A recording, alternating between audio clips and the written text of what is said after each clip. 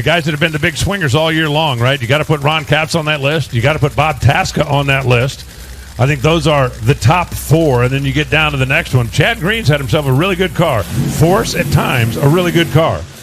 JR, at times, a really good car. Alexis, at times, a really good car.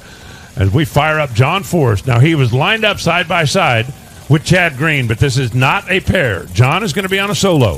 The Peak Chevrolet, who sits number 12 in the qualified field right now. And how about a potential round 1 with Ron Capps if he doesn't move?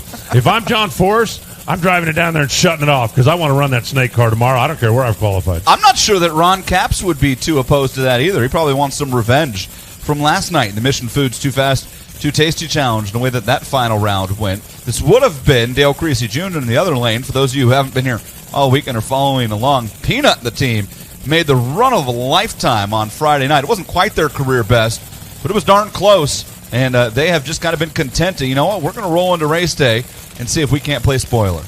So John Force qualified 12th right now. If he wants to get in the quick half of the field, he's got to outrun Tim Wilkerson. If he does, I think Tim Wilkerson will send him a thank you card. I don't know if I want him to or not. I wouldn't mind seeing that round 1 matchup. I guarantee you the fans would love to see that snake car and that Force car side by side again.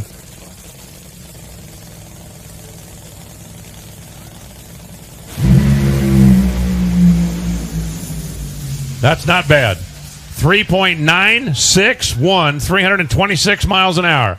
John Force moved up 1. And that would ruin the matchup with Ron Capps for tomorrow. 3.961, 326, best of the weekend for the Peak Chevrolet.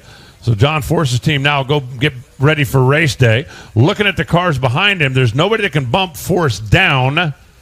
However, Capps could move. We'll see. Watching it again.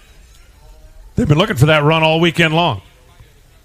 Took a little longer to find it, but now that they've got it, I have a feeling that Danny and Tim and the boys down there in the Peak shirts feel like they're ready for race day. And now John Force, instead of lining up with Ron Capps, could potentially line up with Cruz Pedregon. That doesn't suck. No.